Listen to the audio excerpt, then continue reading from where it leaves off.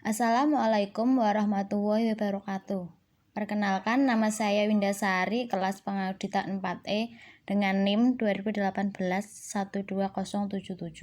Di sini saya akan menjelaskan tentang artikel kasus Enron dan Arthur Andersen.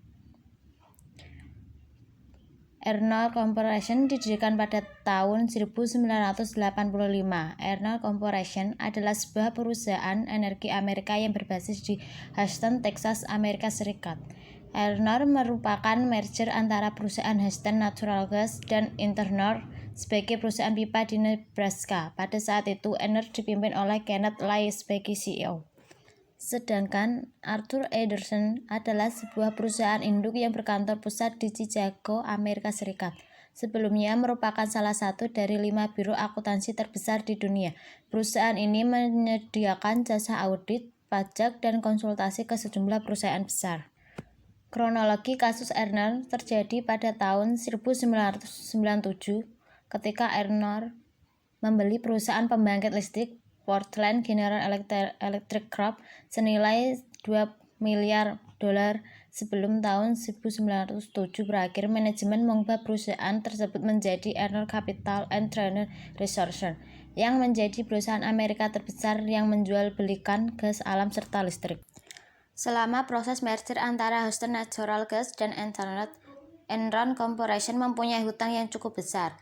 Tahun 1987, Enron memiliki hutang sampai dengan 75% dari pasar saham. Untuk menguasai hutang tersebut, Kenneth Lay berkonsultasi kepada Mr. Kensi dan CEO Mr. Kensi pada saat itu menugaskan konsultan Jeffrey Skilling. Tahun 1987, Kenneth Lay mempekerjakan Jeffrey Skilling untuk menjadi kepala Departemen Keuangan Enron. Dengan menjadikan gas sebagai objek jual beli, Enron pelan-pelan mulai bangkit. Selama penjualan ini, Jeff Skilling diangkat sebagai CEO Enron dan merekrut berbagai karyawan yang unggul dalam fitur atau derivatif dan juga merekrut Andrew Fasten tahun 1990. Andrew Fasten adalah seorang ahli keuangan untuk membantu dalam menjalankan bisnis.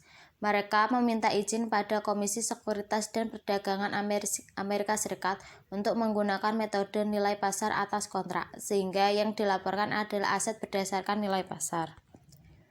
Enron mengalami permasalahan pada awalnya, karena untuk memasuki banyak pasar perdagangan memerlukan sejumlah uang untuk membiayai infrastruktur, transportasi, gudang, dan mengirim komoditas.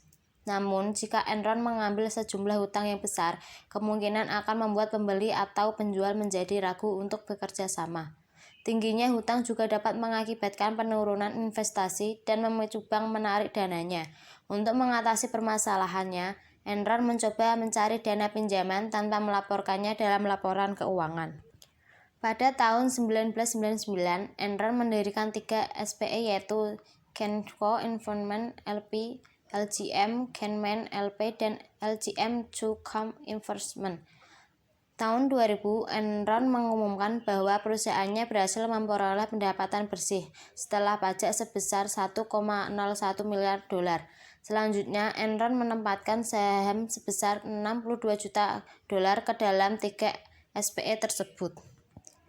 Entitas untuk tujuan khusus ini kemudian mengajukan sejumlah besar hutang dengan saham Enron sebagai penjaminnya. Uang yang dipinjam ini diakui sebagai pembelian nilai lebih kontrak dan dicatat sebagai uang pendapatan penjualan, meskipun sebenarnya adalah hutang. Karena tidak dilaporkan, maka pemegang saham percaya bahwa Enron tidak mengalami lonjakan hutang. Mereka juga percaya bahwa Enron menghasilkan laba yang baik serta mengalami peningkatan tiap tahunnya. Sharon Watkins, wakil presiden yang bekerja di Enron mulai 1993. Dia menyadari bahwa meskipun harga saham cukup tinggi sehingga nilai lebih dapat digunakan untuk menutup hutang entitas khusus.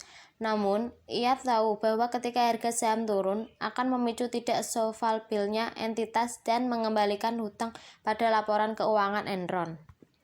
Setelah pertengahan tahun 2001, harga saham Enron menurun dari nilai tertingginya $80 juta per saham. Akuntan Enron berusaha menarik kembali hutang dan aset pada entitas khusus. Sharon Watkins khawatir akan peningkatan risiko. Pada Juli 2001, harga saham jatuh ke nilai $47 per saham. Jeffrey Skilling secara tiba-tiba mengundurkan diri sebagai presiden dan CEO dengan alasan pribadi. Sharon Watkins pada 22 Agustus secara pribadi menemui Kenneth Lai dan bagian hukum serta mengirimkan 6 halaman surat yang menjelaskan ketidakberesan terkait entitas khusus dan memperingatkan mereka yang kemudian ia sebut kecurangan akuntansi, the worst accounting fraud I have ever seen. Namun, demikian Lai dan pengacaranya hanya diam saja. Ia malah mengumumkan pada pekerja dan investor bahwa pertumbuhan Enron di masa mendatang baik dan mengajukan pada investor untuk terus menanamkan saham di Enron. Lebih parahnya lagi, Kenneth Lai dan eksekutif lainnya menjual secara diam-diam saham mereka. Sharon Watkins juga mengontrak temannya di Arthur Andersen untuk mendiskusikan permasalahan pada kepala auditor, namun tidak dilakukan temannya tersebut. KAP Arthur Andersen sendiri adalah perusahaan yang bekerja sama dengan Enron untuk mengaudit laporan keuangan dan sebagai konsultan manajemen. KAP Arthur Andersen sendiri dipermasalahkan karena ikut membantu proses rekayasa keuangan tingkat tinggi, sehingga manipulasi ini telah berlangsung selama bertahun-tahun. Sehingga terjadinya penurunan nilai rating investasi perusahaan yang disebabkan hutang yang terlalu besar, yang sebelumnya tidak tercatat dalam neraca atau neraca balance sheet. Kemudian diklasifikasikan ulang sehingga tercatat dalam neraca atau on balance sheet. Hutang tidak hanya sekedar $13 juta, tetapi bertambah hingga sebesar $38 juta. Klasifikasi ulang dilakukan karena terdapat banyak special purpose entity dan kerjasama yang tidak tercatat dalam neraca yang memiliki banyak hutang, sehingga terjadi ketidakcocokan saat dilakukan konsolidasi ulang yang kemudian menyebabkan nilai ekuitas perusahaan jatuh. Ketika Watkins berusaha agar perusahaan mengambil tindakan, saham Enron terus merosot. Pada 12 Oktober 2001, Enron mengumumkan mengambil alih hutang dan aset entitas khusus. Hal ini menurunkan $540 juta atas laba dan mengurangi nilai ekuitas pemegang saham dengan $1,2 miliar. Seminggu berikutnya, 22 Oktober, Komisi Sekuritas mengumumkan akan menginvestigasi entitas tujuan khusus Enron. Hari berikutnya, Andrew Faston diberhentikan. Pada tanggal 18 November 2001, Enron mengumumkan akan melaporkan ulang semua laporan keuangan sejak tahun 1997. Laporan ulang tersebut diperkirakan menurunkan ekuitas pemegang saham sebesar $2,1 miliar dan meningkatkan hutang sebesar $2,60 juta. Dibandingkan dengan harga saham Enron pada bulan Agustus 2000 yang masih berharga $90 per lembar, jatuh hingga tidak lebih dari 45 sen. Artinya harga saham Enron terjungkal hingga tanggal 1/200 atau perusahaan kolaps atau kebangkrutan. Simpanan dana pensiun sebesar $1 miliar milik 7.500 karyawan amblas karena manajemen Enron menanamkan dana tabungan karyawan untuk membeli sahamnya sendiri. Pelaku pasar modal kehilangan $32 miliar. Enron memanipulasi angka-angka laporan keuangan agar tampak menarik di mata investor dan dianggap memiliki kinerja yang baik. Tak tanggung-tanggung, manajemen Enron telah menggelambungkan pendapatan sebesar $600 juta Amerika Serikat dan telah menyembunyikan utangnya sebesar $1,2 miliar Amerika Serikat dengan teknik off balance sheet. Pada tanggal 2 Desember 2001, Enron mendaftarkan kebangkrutan perusahaan ke pengadilan dan memecat 5.000 pegawai. Pada saat ini terungkap bahwa terdapat hutang perusahaan yang tidak dilaporkan senilai lebih dari $1 miliar. Dengan mengungkapkan ini, nilai investasi dan laba yang ditahan berkurang dalam jumlah yang sama. Enron dan KAP Andersen dituduh telah melakukan kriminal dalam bentuk penghancuran dokumen yang berkaitan dengan investigasi atas kebangkrutan Enron, sehingga terjadi penghambatan terhadap proses pengadilan.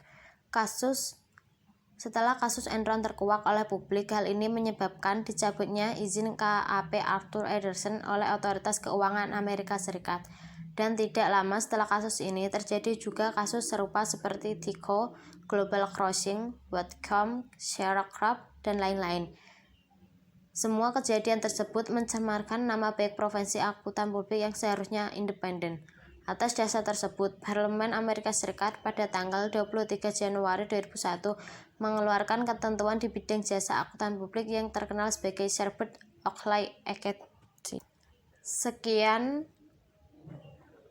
penjelasan saya mengenai artikel kasus Enron dan Arthur Andersen. Semoga membantu kalian dan saya minta maaf atas kesalahan atau kurang lebihnya. Wassalamualaikum warahmatullahi wabarakatuh.